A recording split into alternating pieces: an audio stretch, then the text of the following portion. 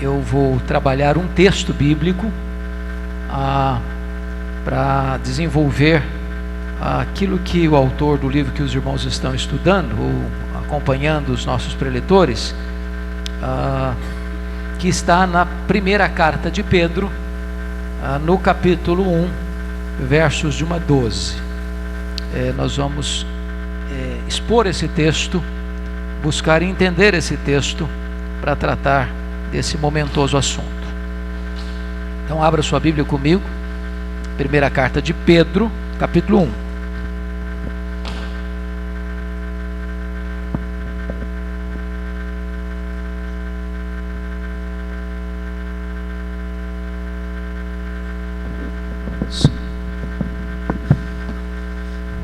Primeira carta de Pedro. Peço que você abra, leia, acompanhe a leitura e não feche mais sua Bíblia. Eu preciso que você acompanhe a exposição com a Bíblia aberta comigo. Está escrito o seguinte: Pedro, apóstolo de Jesus Cristo, aos eleitos que são forasteiros da dispersão, no Ponto, Galácia, Capadócia, Ásia e Bitínia, eleitos segundo a presciência de Deus Pai, em santificação do Espírito, para a obediência e a aspersão do sangue de Jesus Cristo, graça e paz vos sejam multiplicadas. Bendito Deus e Pai de nosso Senhor Jesus Cristo, que segundo a sua muita misericórdia, nos regenerou para uma viva esperança, mediante a ressurreição de Jesus Cristo dentre os mortos, para uma herança incorruptível, sem mácula, imarcessível, reservada nos céus para vós outros, e sois guardados pelo poder de Deus mediante a fé, para a salvação preparada para revelar-se no último tempo. Nisso exultais, embora no presente, por breve tempo, se necessário, sejais contristados por várias provações, para que, uma vez confirmado o valor da vossa fé, muito mais preciosa do que o ouro perecível, mesmo apurado por fogo, redunde em louvor, glória e honra na revelação de Jesus Cristo, a quem, não havendo visto, amais, no qual, não vendo agora, mas crendo, exultais, com alegria indizível e cheia de glória, obtendo o fim da vossa fé, a salvação da vossa alma. Foi a respeito dessa salvação que os profetas indagaram e inquiriram, os quais profetizaram acerca da graça a vós outros destinada, investigando atentamente qual a ocasião ou quais as circunstâncias oportunas indicadas pelo Espírito de Cristo, que neles estava, ao dar de antemão testemunho sobre os sofrimentos referentes a Cristo e sobre as glórias que o seguiriam. A eles foi revelado que, não para si mesmos, mas para vós outros, ministravam mais coisas que agora vos foram anunciadas, por aqueles que pelo Espírito Santo enviado do céu, vos pregaram o Evangelho, coisas essas que anjos anelam perscrutar. Amém. Meus amados irmãos, esta é a primeira carta de Pedro. E Pedro se apresenta aqui como apóstolo de Jesus Cristo. Este Pedro era irmão de André. Este Pedro nasceu em Betsaida, uma cidade às margens do Mar da Galileia. Este Pedro era um empresário de pesca. Nasceu ao redor do lago de Genezaré, ou do Mar da Galileia, e ali cresceu, e ali viveu, e ali trabalhou. Esse Pedro foi chamado por Jesus às margens desse Mar da Galileia, para ser um pescador de homens. Tornou-se discípulo de Jesus, mais tarde apóstolo de Jesus e líder dos apóstolos, tanto antes da sua queda como depois da sua restauração. Pedro, para mim, é um dos homens mais emblemáticos da Bíblia, porque Pedro é um sinônimo, ou um símbolo, melhor dizendo, da nossa própria natureza. Um homem contraditório, um homem de altos e baixos, um homem de avanços e recuos, um homem capaz de uma fé tão audaciosa, a ponto de dizer para Jesus: se és tu, manda-me ter contigo por sobre as águas.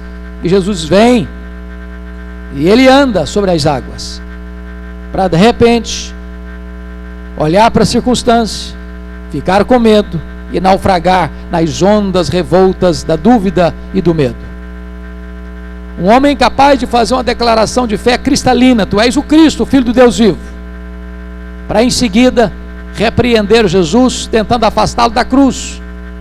E Jesus diz: arreda, Satanás, és para mim causa de tropeço, não cogitas as coisas de Deus, apenas as coisas dos homens. Um homem capaz de fazer juras de fidelidade inegociável, em que todos te abandonem: eu jamais, por ti darei minha vida, estou pronto a ir contigo para a prisão e para a morte, para em seguida, covardemente, negar Jesus 3 vezes. Este homem é muito parecido com você e comigo. Este homem não apenas está entre nós, esse homem mora debaixo da nossa pele. O sangue deste homem corre em nossas veias, o coração deste homem bate em nosso peito. Nós temos o DNA de Pedro, nós somos Pedro. É maravilhoso isso, porque o Senhor não chama aqueles que são grandes aos olhos do mundo, mas aqueles que são fracos.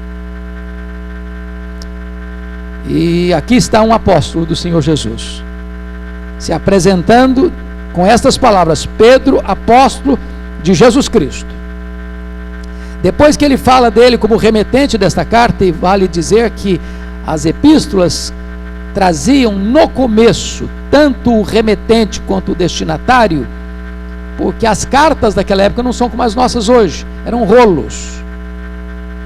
Então, para as pessoas não terem que saber quem enviou ou para quem foi endereçada a carta, logo no começo de abrir o rolo, já continha o remetente e também o destinatário. Então ele começa agora a tratar do destinatário. Para quem que ele envia essa carta? Aos eleitos que são forasteiros da dispersão, Ponto, Galácia, Capadócia, Ásia e Bitínia. Prestem bem atenção, que ele define os seus destinatários, dizendo que esta carta é uma carta geral, diferente das cartas que Paulo escreveu. Quando Paulo escreveu cartas, ele escreveu cartas a igrejas específicas, ou a pessoas específicas.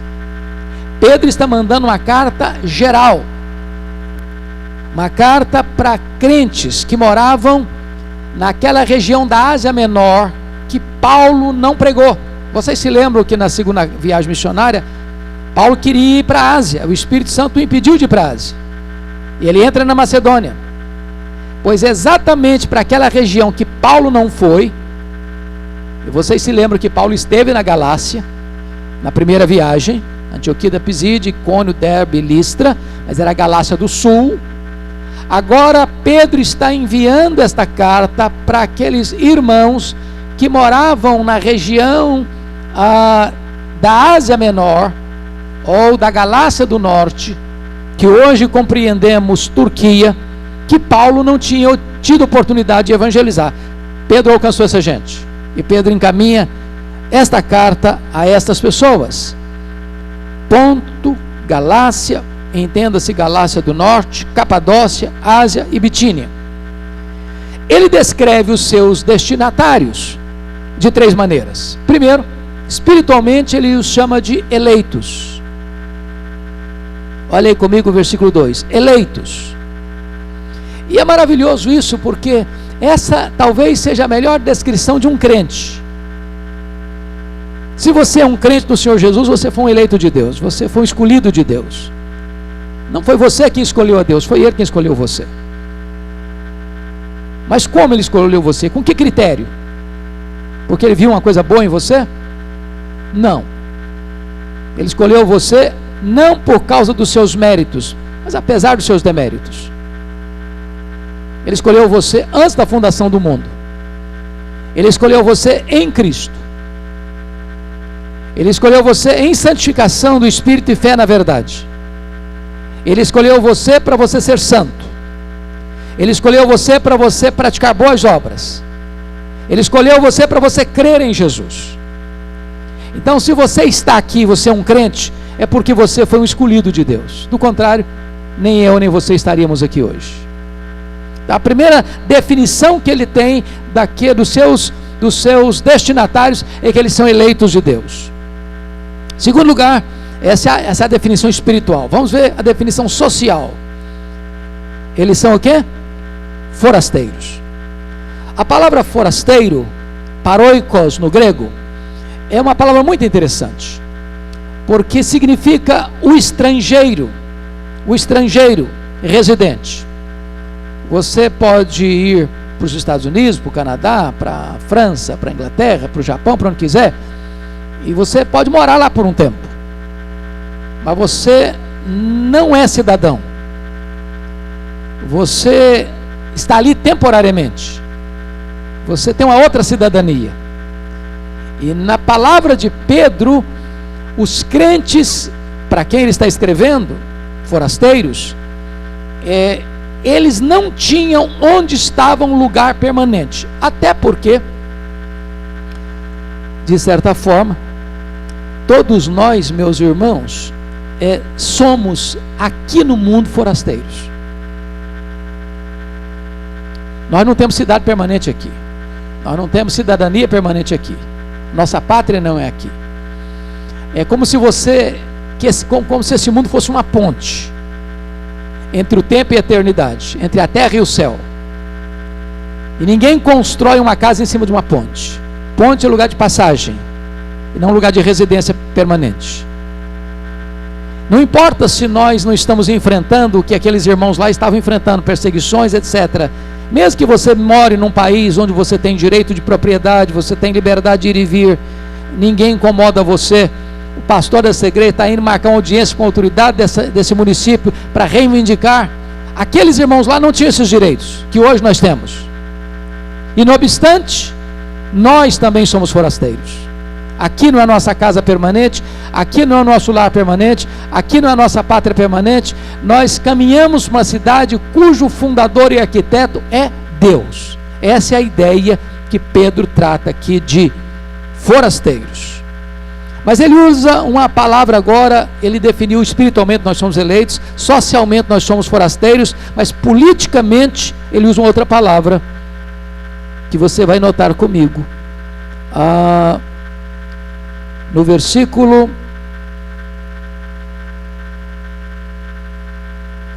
Paulo, apóstolo de Jesus Cristo, aos eleitos, Deus são forasteiros de quê? Da dispersão. A dispersão aqui, a palavra é diáspora. E vocês se lembram que a diáspora foi a dispersão do povo de Deus, que começa com a morte do diácono Estevão, o protomártir do cristianismo.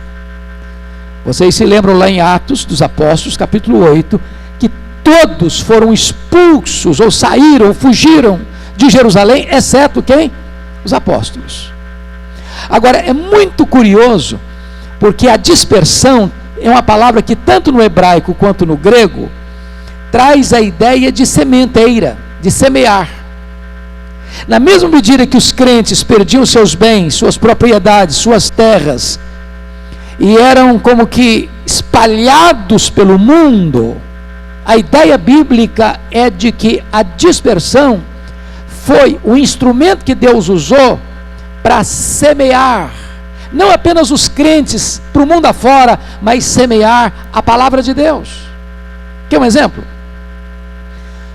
A dispersão que nós pregamos hoje de manhã aqui, o povo de Judá foi disperso para a Babilônia, foi para a Babilônia. O que acontece nesse período da Babilônia até o primeiro século? Um fato novo que não existia, que começou a existir. O templo foi destruído. Que fato novo foi criado nesse período do cativeiro? As chamadas sinagogas. Se você ler as cartas de Paulo, as viagens de Paulo, ele chegava em territórios gentílicos. O que ele encontrava lá? Sinagogas. Por que as sinagogas existem ao redor do mundo, no mundo gentílico? Porque o povo de Deus foi o quê? Disperso. Então, quando um crente é disperso, quando ele enfrenta uma diáspora, parece a princípio que é uma tragédia. Parece a princípio que é uma derrota, mas como Deus transforma derrotas em vitórias, fracassos em triunfos, ao dispersar o seu povo, Ele semeia o seu povo para que a semente do Evangelho, a semente da verdade, comece a florescer em territórios hostis, gentílicos da época. E é assim que Pedro chama os seus ouvintes. Eles são sementes, eles estão dispersos. Depois que Pedro fala dele como remetente e define os seus destinatários, notem vocês que ele trata do plano de Deus no verso 2. Eleitos segundo a presciência de Deus Pai, em santificação do Espírito, para a obediência e a expersão do sangue de Jesus Cristo, graça e paz vos sejam multiplicadas. Então quero chamar a sua atenção para o plano eterno de Deus que Pedro trabalha aqui. E ele fala de 3 coisas aqui. Primeiro, a nossa salvação, ela é trabalhada, planejada, executada e consumada pelo Deus Pai, pelo Deus Filho, pelo Deus Espírito Santo. A Trindade está envolvida na nossa salvação. Primeiro, ele fala da eleição, segundo a presciência de Deus Pai. Bom, nós precisamos entender o que é presciência de Deus Pai, porque muita gente acha que a eleição é baseada na presciência de uma maneira que a Bíblia não está ensinando. Por exemplo, tem muita gente que ensina assim: por que Deus escolheu você? Porque Deus previu que eu ia ser uma pessoa boa, que eu ia ser uma pessoa crente, que eu ia crer, que eu ia ser santo. Então Deus me escolheu por causa dessa presciência. Não é assim que a Bíblia ensina sobre a eleição da presciência. Não é que Deus previu que eu ia crer, por isso Ele me elegeu. Não. O que está escrito em Atos 13:48? Todos quantos foram destinados para a vida eterna creram. Em outras palavras, eu não fui eleito porque criei, eu criei porque fui eleito. Eu não fui eleito porque vivo uma vida de santidade. Não. O que a Bíblia ensina? Ele nos escolheu antes da fundação do mundo para sermos santos. De tal maneira que a fé, a santidade, não são a causa da eleição divina, mas são a sua consequência, seu resultado. Mas agora Pedro vai nos informar que dentro do plano eterno de Deus da nossa salvação, primeiro o Pai escolhe. Escolheu quando? Antes da fundação do mundo. Com que critério? Ele nos escolheu, nós chamamos isso de eleição incondicional, porque a causa da eleição não estava em nós, mas nele mesmo. Nos elegeu em Cristo, nos elegeu com um propósito, para sermos santos e irrepreensíveis, para crermos em Cristo, para termos boas obras, praticarmos boas obras. Mas agora ele mostra que esse plano estabelecido na eternidade é concretizado na história. Embora Pedro aqui tenha colocado o terceiro elemento em segundo e o segundo em terceiro, o segundo elemento que vem historicamente é a aspersão do sangue de Cristo. Ele está tratando aqui, em outras palavras, que o Filho redime os eleitos de Deus com o seu sangue. Porque algumas pessoas dizem: bom, mas se Deus elegeu, por que Cristo precisou morrer na cruz? O mesmo Deus que elegeu os fins, a nossa salvação, elege também os meios pelos quais nós somos salvos. De tal maneira que nenhuma pessoa é salva a não ser por meio de Jesus Cristo, do seu sacrifício na cruz. Então é fundamental entender isso, porque algumas pessoas, não, se está eleito, então não importa o que vai acontecer, o cara pode viver no pecado, está salvo do mesmo jeito. Não, de forma nenhuma. O projeto de Deus é um projeto completo, perfeito. Aqueles que Deus escolheu são aqueles por quem Cristo morreu, e só aqueles que são redimidos em Cristo de fato estão salvos. Vamos entender uma coisa aqui. Às vezes a gente tem dificuldade de entender, porque Deus é o Deus que trabalha nos seus decretos, são eternos e são unos, e Deus não precisa, como nós, de ver uma coisa depois da outra. Deus enxerga tudo no seu eterno agora. Mas pense comigo, uma pessoa que foi eleita por Deus. Quem conhece os eleitos de Deus? Só Ele. Eu não conheço, nem você. Ele nos manda pregar para todos, indistintamente. Agora, existem eleitos de Deus que estão perdidos hoje? Existem. Quando é que uma pessoa deve ser perdida? Quando ela é regenerada. Tem eleitos de Deus em Vitória?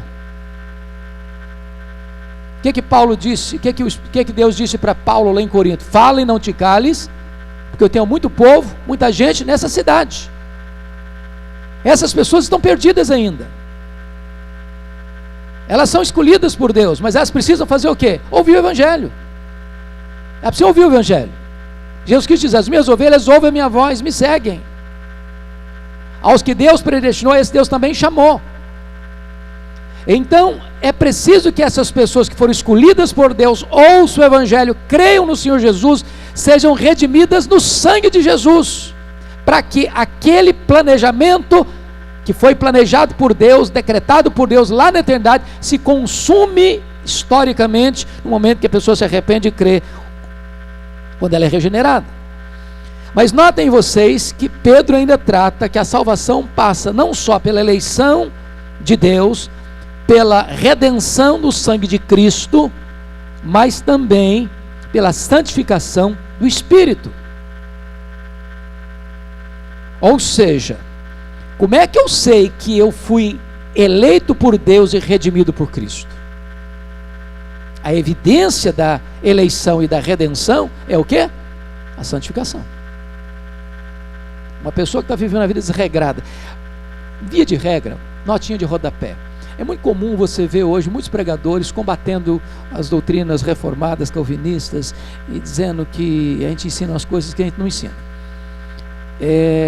Via de regra, o que as pessoas rejeitam não é o calvinismo, é o falso calvinismo. Porque as pessoas estão pregando que então a pessoa que está eleita pode viver de qualquer jeito, está salva assim mesmo? A pessoa que crê em Jesus pode viver de qualquer jeito, está salva assim mesmo? Não é isso que a Bíblia ensina. O que a Bíblia ensina é que Deus escolhe na eternidade que a pessoa crê em Jesus é redimida no seu sangue, mas quem foi escolhido e quem crê em Jesus Cristo redimido pelo seu sangue é feito isso para viver uma vida de santidade. Se a pessoa não está vivendo uma vida de santidade, ela está provando outra coisa, que ela não foi nem escolhida nem redimida. Então, isso que nós chamamos de calvinismo, doutrina reformada. As pessoas rejeitam outra coisa, não o que está aqui na Bíblia. É que o Deus que elege é o Deus que redime, o Deus que redime é o Deus que santifica. Bom, depois que então Pedro trata deste plano eterno de Deus, é que ele vai fazer a sua saudação. Como é que ele saúda aqueles irmãos? Ele diz assim: graça e paz vos sejam o quê? Multiplicadas. O que é graça, o que é paz? Eu diria para você que graça é a raiz, paz é o fruto. Não tem paz sem graça. E onde tem graça, tem paz. Ou seja, ninguém pode ter paz sem passar pela graça, porque está falando de paz com Deus. Ninguém pode ter reconciliação com Deus, para ter paz com Deus, a não ser que tenha sido alvo da graça. Pela graça sois salvos mediante a fé. Então ele está falando tanto da causa da salvação, que é a graça, como da consequência da salvação, que é a paz. Tanto da raiz quanto do fruto. Pois bem, avancemos um pouco agora e vamos falar da fonte da salvação no verso 3. E ele começa com a doxologia. Ele começa exaltando a Deus. Bendito Deus e Pai de nosso Senhor Jesus Cristo, que segundo a sua muita misericórdia, nos regenerou para uma viva esperança. Tem 3 versículos na Bíblia que começam desse jeito.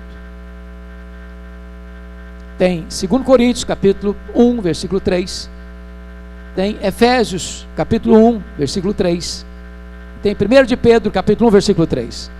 Então tudo 1, 3, 1, 3, 1, 3. 2 Coríntios, Efésios, 1 de Pedro. E ele começa glorificando a Deus, o Pai, de nosso Senhor Jesus Cristo, que segundo a sua muita misericórdia, nos regenerou. Preste atenção nisso.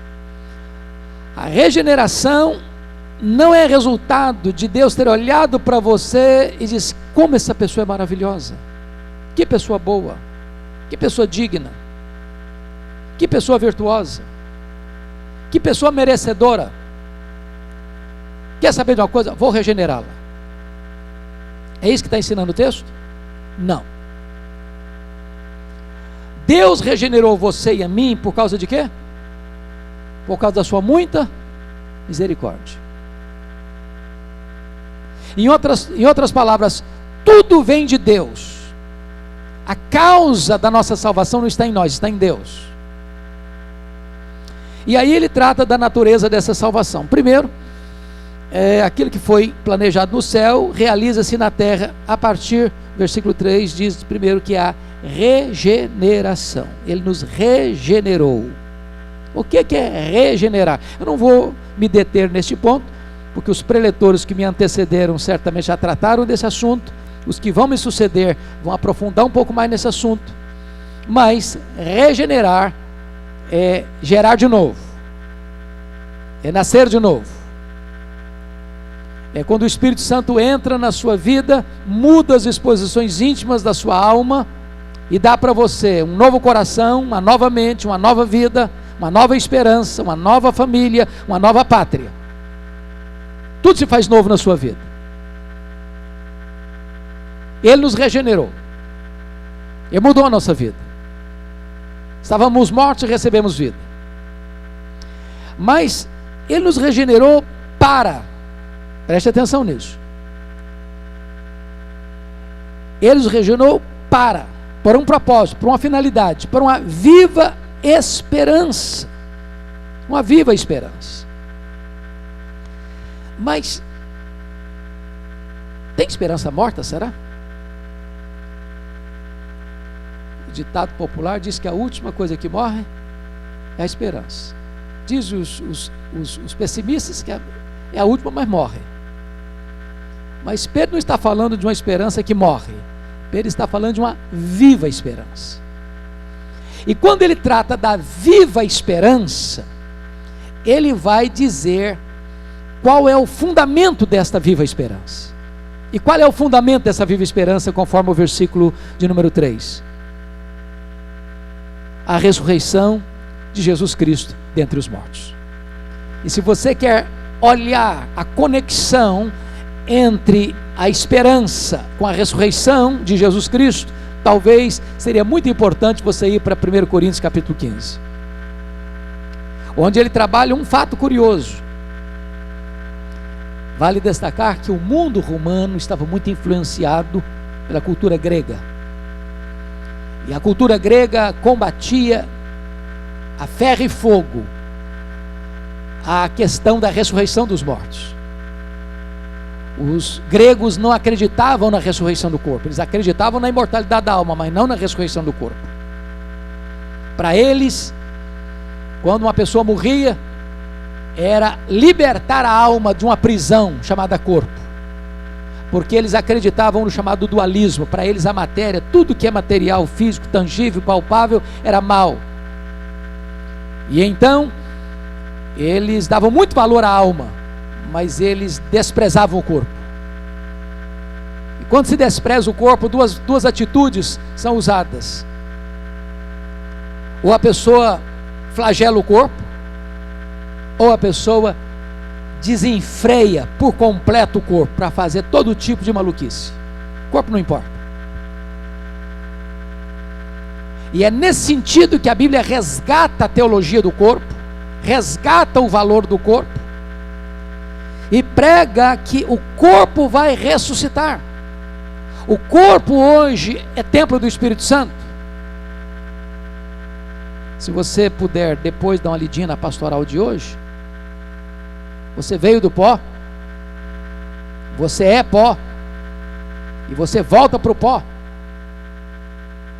Mas um dia, quando a trombeta de Deus ressoar, quando se ouvir a voz do arcanjo, aqueles que voltaram ao pó ouvirão a sua voz e sairão dos túmulos, uns para a ressurreição da vida, outros para a ressurreição do juízo. E como é que será esse corpo nosso? Esse corpo nosso, diz a Paulo em Filipenses, semelhante ao corpo da glória do Senhor Jesus Cristo.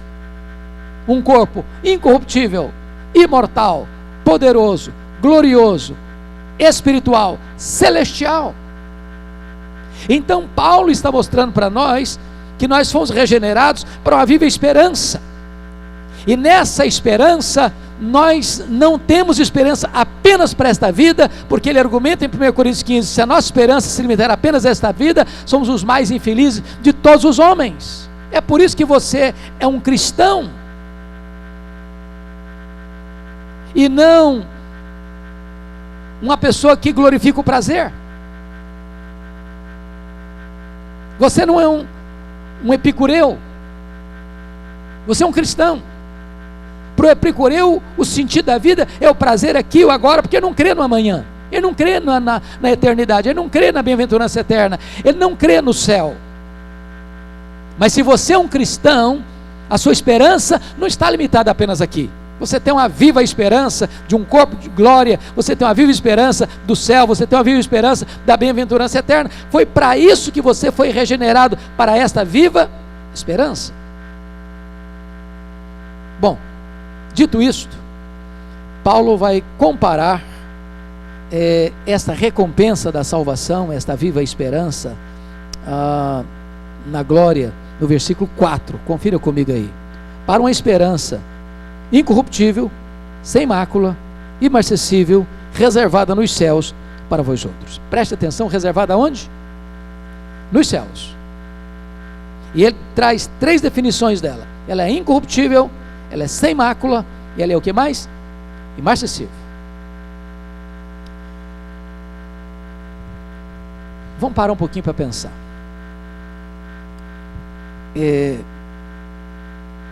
Quando você entende isso cura você dos complexos, sentir para baixo. E desculpem da expressão, vou usar uma expressão bem chão aqui. Tem muito crente, irmãos, que ao ler, pasmem vocês, mas tem crente que ainda lê caras. Tem crente que lê caras. Os mais sofisticados leem Forbes. Aí esses crentes ficam assim, e a expressão chão que eu vou dizer é essa, uma espécie de dor de cotovelo. Porque vê esses caras assim, muito ricos, suas mansões, seus iates, seus jatinhos particulares. E ele crente mesmo, passando uma magrela, dificuldade de pagar as contas. Pagar o plano de saúde então é uma ginástica. E o cara que não é crente, que desanda a boca a falar de Deus, blasfema, está aí vivendo um vidão. Só vai em restaurante que custa 500 pau o prato. E você, lá no quilo, medindo, se põe mais 10 gramas ou 100 gramas a mais, se botar mais 100 não dá para pagar.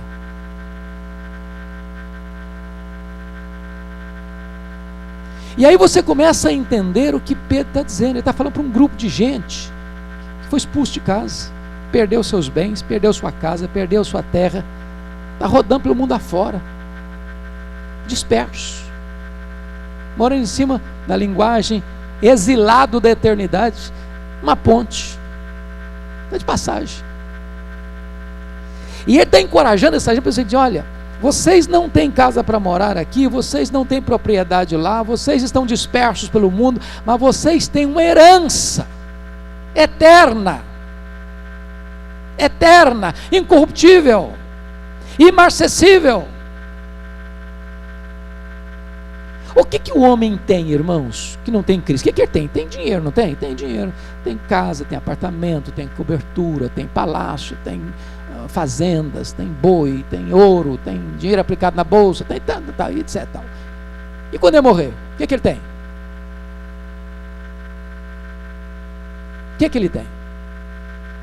Isso me lembra do nosso amigo John Rockefeller. John Rockefeller foi o primeiro bilionário do mundo. E é muito conhecido e até proverbial o fato de um curioso ter ido ao cemitério no dia que o John Rockefeller morreu. E encostou bem no cara e fez a pergunta. Falei, e aí, me conta por favor, me responda essa aí. Quanto é que o Dr. John Rockefeller deixou? E o cara, muito espantado, disse, você não sabe? Falei, não, me conta. Pois é, cara, ele deixou tudo, ele não levou nem um centavo. O homem que só tem dinheiro é pobre demais. Quando você entende a herança que você tem, você passa de deixar de sentir dor de cotovelo. Porque essas pessoas, se não têm Cristo, quando morrem, deixam o quê? Tudo. E você leva o quê? Tudo. Você leva tudo. Não daqui. Tem lá no céu reservado para você uma herança eterna, imarcessível, imaculada, que nem todo ouro do mundo pode comprar. Pedro está encorajando essa gente que está vivendo dispersa pelo mundo, para olhar para aquilo que Deus fez por eles, não apenas por causa da sua muita misericórdia, regenerando, porque o próprio Deus já havia os escolhido, eles foram remidos no sangue, eles são santificados no Espírito, mas enquanto eles vivem aqui, eles vivem sendo santificados pelo Espírito, mas ao terminar a jornada aqui, eles entram na glória para receber a sua herança.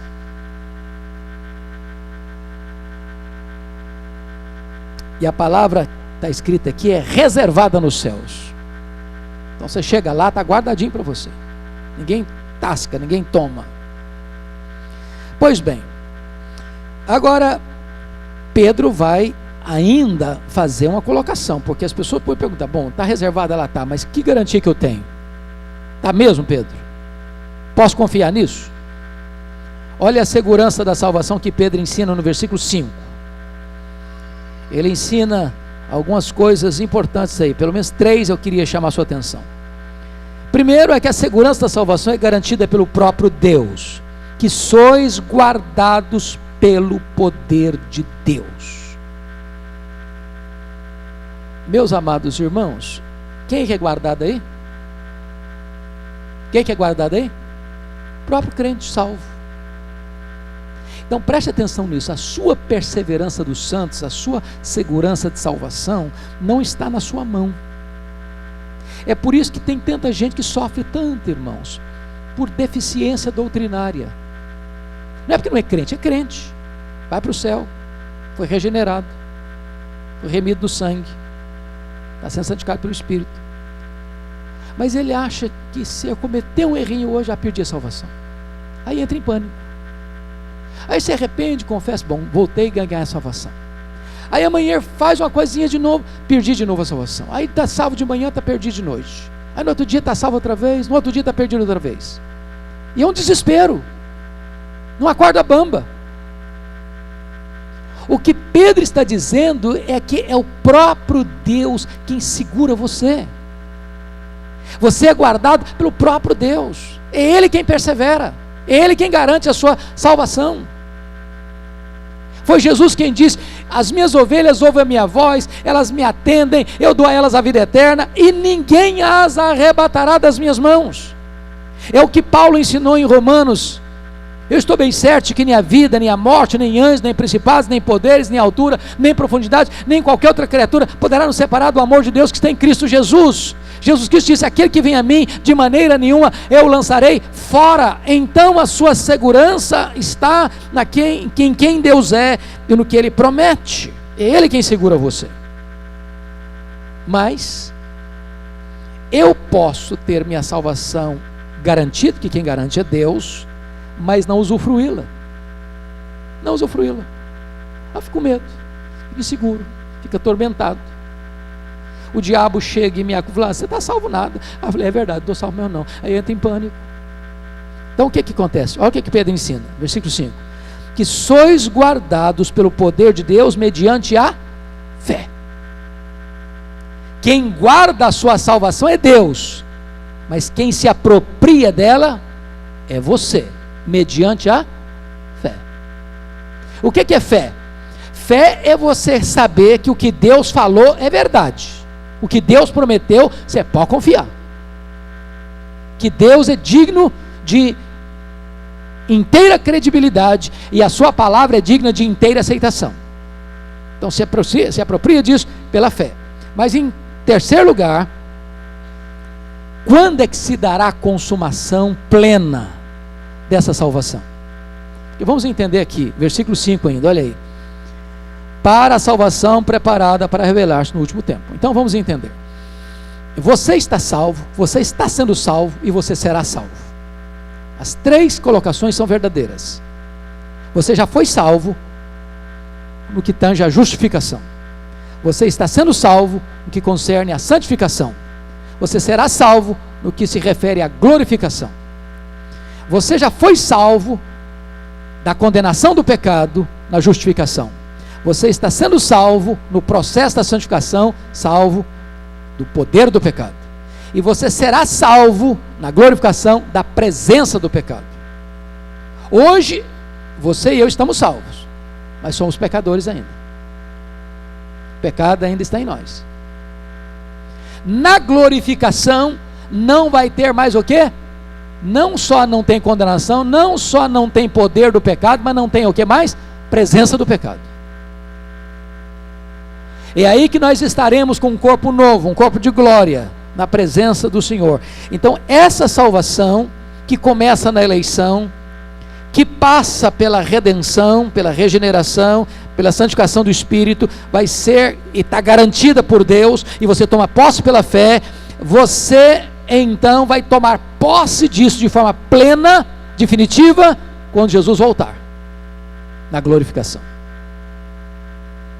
Então Pedro vai dar um outro passo e falar da alegria dessa salvação, nos versículos 6 a 9. Olha comigo aí. Nisto exultais. Nisso o quê? Nisso o quê? No fato da sua salvação ter sido preparada para revelar-se no último tempo, no céu, na bem-aventurança eterna. Nisso o quê? Exultais. Exultais. Embora no presente, por breve tempo, se necessário, sejais contristados por várias provações. E eu quero chamar a sua atenção aqui para alguns pontos que Pedro trata dessa alegria da salvação. Porque às vezes as pessoas podiam pensar assim: bom, se eu estou salvo, então a minha vida devia ser um paraíso. Se eu estou salvo, então não podia ter problema na vida mais. Se eu estou salvo, como eu ontem liguei a televisão num programa, e eu disse para minha esposa assim: eu vou assistir 10 minutos, não vou desligar e não vou mudar de canal. Em 10 minutos escutei tanta bobagem que eu entrei em pânico e falei: não dá, chega, já passou 10 minutos, não aguento mais. Porque o camarada passava a ideia de que se você é salvo, você tem que rejeitar, que nem Deus pode permitir que você fique doente, por exemplo.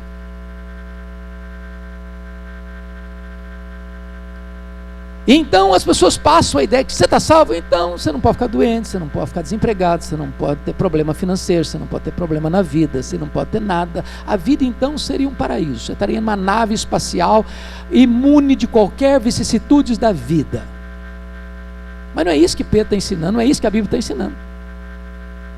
Então vamos olhar aqui algumas coisas. Primeiro, as provações são pedagógicas. Versículo 6: nisso exultais, embora no presente, por breve tempo, se necessário, sejais contristados por várias provações. Se necessário. Quem vai identificar se necessário não é Deus. Quando você passa por uma luta, você acha que Deus sabia ou não sabia? Tem uma teologia chamada de open teísmo, o teísmo aberto, que diz o seguinte: que Deus é surpreendido, igual você. É um Deus pequeno, limitado. Então nada acontece na sua vida sem que Deus saiba, sem que Deus permita, porque Ele é soberano. E porque Ele é seu Pai, e porque Ele ama você, e tem o melhor para você, está trabalhando em seu favor e não contra você, quando você passa por uma luta, não é porque Deus perdeu o controle, é porque Deus está trabalhando isso aí para o seu bem. Para o seu bem. É pedagógico. mesmo quando Deus disciplina, como aconteceu no texto que nós lemos hoje, de Zacarias capítulo 1. Deus reverte até mesmo a disciplina pesada que pode trazer para nós, o que se chama de providência carrancuda às vezes, em bem, em aprendizado, em crescimento. Pois bem, segundo lugar, as provações são variadas. Olha o versículo 6: nisso exultais no presente, por breve tempo, se necessário ser contritados, sejais contristados por várias provações. A palavra várias aqui no grego é poikilos, de onde vem a palavra policromático. Tem provações leves, provações médias e provações pesadas. Tem provações claras, como esmalte de noiva, bem clarinho. Provações cinzentas e provações escuras. As provações são variadas. Às vezes a provação vem que você nem percebe que ela está vindo. Tem hora que você geme, você chora, você diz: não aguento mais, Senhor. Nada disso perdeu o controle.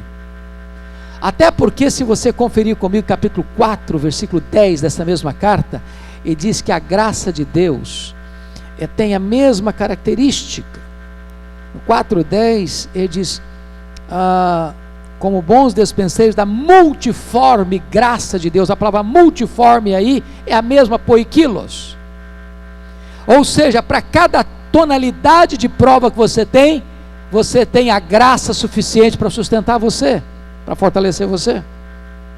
Terceiro, as provações são dolorosas, porque o verso 6 diz: contristados. Se você falar que você dá risada na provação, você não é um humano.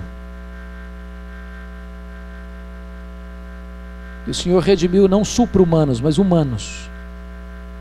Então, quando você está passando uma prova, você chora mesmo. Então, fica triste, chora, não, chora sim. É por isso que tem mais salmos de lamentos na Bíblia que salmos de louvor. Deus não fica bravo com você porque você chora, porque você geme, porque você pergunta. Aliás, essa palavra contristados aí é a mesma palavra lá de Mateus 26, 37, quando Jesus começa a se angustiar e diz para os seus discípulos: ficai comigo que eu estou angustiado até a morte. É a mesma palavra, por exemplo, que acontece lá em 4:13, os que ficam tristes, estavam sem esperança quando morria alguém da família. Então, tem hora que você passa por essa situação na vida.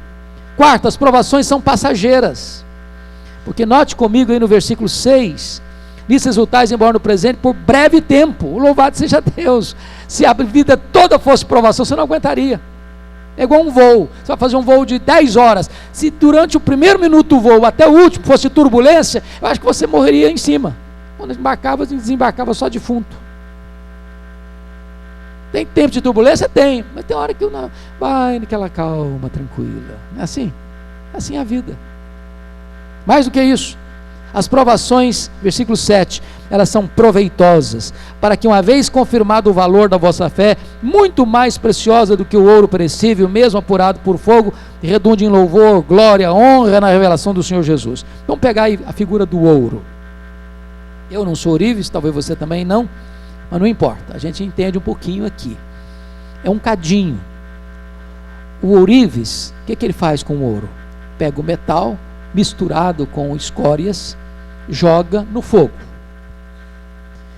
O ouro, se pudesse falar, gostaria de ser colocado no fogo? Se ele pudesse falar, está doendo. Está doendo. Mas o que acontece quando ele é colocado no fogo? Toda a escória desaparece. O ouro não sofre nenhuma avaria. Ao contrário, fica mais puro, mais belo, mais nobre. Dizem os estudiosos que o ourives só parava de acender o cadinho e deixar o fogo queimando quando ele olhasse para o ouro e visse o seu rosto refletido naquele ouro.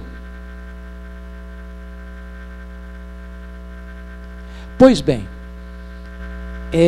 Deus está nos transformando de glória em glória na imagem de quem? Na imagem de Cristo. É como se Deus botasse você e eu no cadinho, e com a mão no relógio e com a outra mão no termostato. A hora que ele olha para você e vê o reflexo de Cristo, ele para o relógio, desliga o termostato. O que é que ficou? Ouro puro. O que é que foi embora? Todas as impurezas. Então, o que Pedro está nos informando, que quando você está passando por uma luta na vida, Deus está com a mão no relógio, com a mão no termostato. Deus está limpando, purificando você, trabalhando em você, para que você seja mais parecido com Jesus. Agora, as provações preparam para a glória, porque é isso que está escrito aí no finalzinho do versículo 7. Redunde em louvor, glória e honra na revelação de Jesus Cristo. Ou seja, o projeto de Deus não é apenas levar você para a glória, mas é transformar você à imagem do Rei da Glória. Como é que você deve fazer nesse processo? Olha comigo o versículo 8 e 9. A quem não havendo visto, a mais, no qual não vendo agora, mas crendo exultais, com alegria indizível e cheia de glória, obtendo o fim da vossa fé, a salvação da vossa alma. Tem 4 coisas aqui que Pedro orienta. Primeiro, amem a Cristo, versículo 8. Depois, confiem em Cristo, versículo 8. Depois, alegrem-se em Cristo, versículo 8. Depois, recebam de Cristo, versículo 9. Dr. Mark Lloyd Jones escreveu um livro chamado Joy Unspeakable, baseado aqui em 1 de Pedro 1,8. Foi um dos melhores livros que eu li na minha vida. Esse livro estava até este ano, salvo melhor juízo, sem ser vertido para o português. Agora este ano foi vertido para o português. Alegria indizível e cheia de glória. Imagine você, irmãos, se nós, pensando bem, no nosso dia a dia, temos desfrutado isso.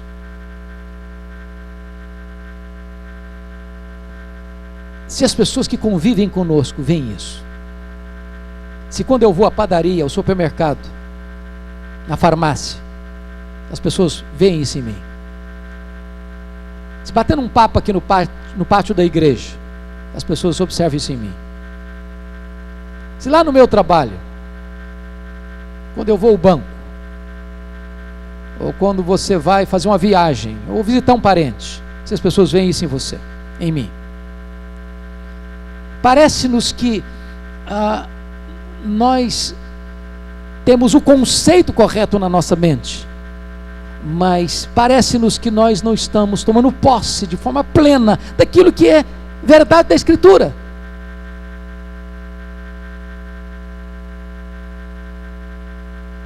Eu imagino os crentes da igreja primitiva, como eles viviam, como eles se amavam, como eles usufruíam essa vida cristã. Imagina esses crentes apanhando, açoitados, porque se você ler no capítulo 4, você vai notar, olha aí, capítulo 4, versículo 12: amados, não estranheis o fogo ardente que surge no meio de vós, destinado a provar-vos, como se alguma coisa extraordinária vos estivesse acontecendo. E ele começa a mostrar como aqueles crentes eram perseguidos. A carta de Pedro, essa carta trata de sofrimento, é a tônica da carta. Mas apesar desses crentes perderem os seus bens, perderem a sua casa, caminharem pelo mundo como numa diáspora, dispersos, serem forasteiros e não terem morada certa, eles estão vivendo uma alegria indizível e cheia de glória. Não tem nada que impactava mais o mundo do que a pregação do Evangelho e um retrato do Evangelho. Eles pregam e eles vivem de tal forma que as pessoas não podiam contradizê-los. Mas eu quero concluir. A antiguidade da salvação. Vejam comigo versículos 10 a 12. Primeiramente, os profetas perguntaram acerca dessa salvação. Olha o versículo 10 comigo. Foi a respeito dessa salvação que os profetas indagaram e inquiriram, os quais profetizaram acerca da graça a vós outros destinadas. O que ele está dizendo aqui? Pedro está dizendo o seguinte: olha, gente, não pensem vocês que o que eu estou pregando é coisa nova. Não pensem vocês que o Novo Testamento está desconectado do Antigo Testamento. Não pensem vocês que agora, porque chegou o novo, eu posso jogar o velho fora. Não. O que eu estou ensinando para vocês, o que eu estou pregando para vocês, é exatamente aquilo que os profetas que viveram antes de nós indagaram. Ou seja, há uma unidade nas Escrituras. A palavra de Deus é única. Lá em botão, aqui em fruto. Segundo, os profetas investigaram o tempo e as circunstâncias da chegada dessa salvação. Olha o versículo 11, parte A comigo. Investigando atentamente qual a ocasião ou quais as circunstâncias oportunas indicadas pelo Espírito de Cristo, que neles estava, ao dar de antemão testemunho sobre os sofrimentos referentes a Cristo e sobre as glórias que o seguiriam. Preste atenção numa coisa bonita aqui, porque aqui penso eu que ele está dando também uma visão para nós da inspiração da Escritura. Tem gente que acha que a inspiração foi que Deus ditou para o profeta cada palavra, cada vírgula, cada ponto e vírgula, cada ponto, em que o profeta foi como que uma pessoa que fechava os olhos, completamente desprovido do seu entendimento, da sua racionalidade, fosse apenas uma pessoa a registrar aquilo que Deus estava falando no ouvido dele. Não é assim que aconteceu. Ao inspirar os profetas, ou os apóstolos, Deus não tirou deles a sua razão, Deus não tirou deles a sua inteligência, Deus não tirou deles a sua capacidade, Deus não tirou deles a sua pesquisa, Deus não tirou deles a sua capacidade de examinar, de investigar, de pesquisar, de trazer informações, cada um com a sua personalidade, cada um com o seu background, cada um com o seu estilo. Eles pesquisaram detalhes, quando, como, de que forma, que período. Eles foram trazendo toda essa gama de informação de lá de trás, acerca dessa salvação que agora Pedro está anunciando. E o que eles investigaram?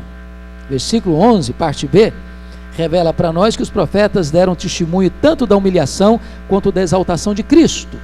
Vejam comigo. Ao dar de antemão testemunho sobre os sofrimentos referentes a Cristo e sobre as glórias que o seguiriam. Eu acho isso maravilhoso, porque os profetas já investigaram isso. As duas coisas importantes do Messias, a sua humilhação e a sua exaltação. Sua humilhação começa quando? Na sua encarnação. Pensa você, o Deus transcendente, se tornando carne, o Rei da glória se fazendo servo, o dono do universo precisando de um jumentinho emprestado para entrar em Jerusalém. Pense comigo, ele sendo exaltado pelos anjos, sendo cuspido pelos homens, sendo o autor da vida, crucificado,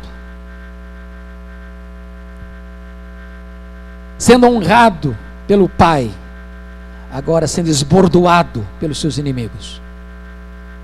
Os profetas viram tudo isso, descreveram tudo isso de antemão, e ao mesmo tempo abriram as cortinas e revelaram as glórias que seguiriam essa humilhação, a sua ressurreição, a sua ascensão, o fato de ele estar sentado à destra de Deus Pai, o fato de ele ser nosso grande sumo sacerdote, o nosso advogado justo, o regente do universo, o fato de ele voltar pessoalmente, visivelmente, audivelmente, inesperadamente, repentinamente, inescapavelmente, gloriosamente, o fato de ele se assentar como juiz de vivos e de mortos para julgar as nações, o fato dele reinar com a sua igreja depois de colocar todos os seus inimigos debaixo dos seus pés.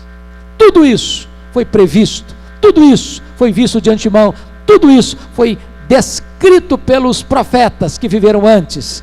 E agora Pedro está dizendo, eu estou anunciando exatamente aquilo que os profetas pesquisaram e anunciaram para nós.